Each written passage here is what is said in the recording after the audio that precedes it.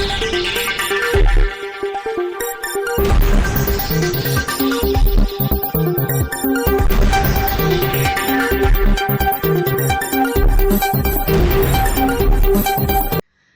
દર્શક મિત્રો, શિનોર સમાચારમાં આપ સૌનું હાર્દિક સ્વાગત છે।